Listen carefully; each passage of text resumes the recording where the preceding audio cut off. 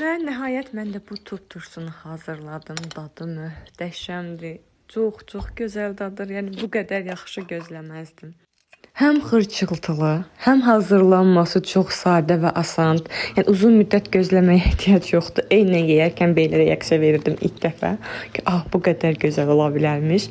İndi isə keçək hazırlanma qaydasına. Çox bəsitdir xanımlar. Əvvəlcədən yuyub təmizlədiyim turpları bankaya əlavə edirəm. Daha sonra üzərinə dənə istiyot, dəfnə yarpağı, reyhan, şüyüd, göyərtilərdən istəsəniz varsa evdə cəfəridən və qurudulmuş şüyüddən də və yaxud da yaş şüyüd də ola bilər.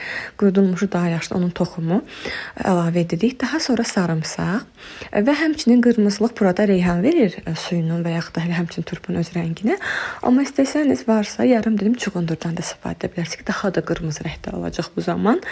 Daha sonra suyunu hazırlamaq üçün mən burada 1 stəkan yarım suya 1 xörək qaşığı duz, 1 xörək qaşığı da üzüm sirkəsi əlavə edib məhlulu tam həll edirik. Daha sonra isə onu bankaya əlavə edib ağzını qapadırıq. Soyuducuda ən az 2-3 gün saxlamağınız məsləhət görülür.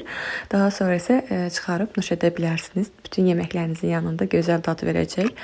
Məncə hazırlayan xanımlar yoxlamağa dəyər. Dadını çox bəyənəcəksiniz, mən buna əminəm. Belə hazırlayan hər kəsə indidən nuş olsun. Ümid edirəm ki, sizin üçün faydalı bir video oldu. Dostlarınızla bölüşməyi, like etməyi, səhifəmə dəstək olmağı unutmayın. Allah amanında. Göz haqqınızda halal edin.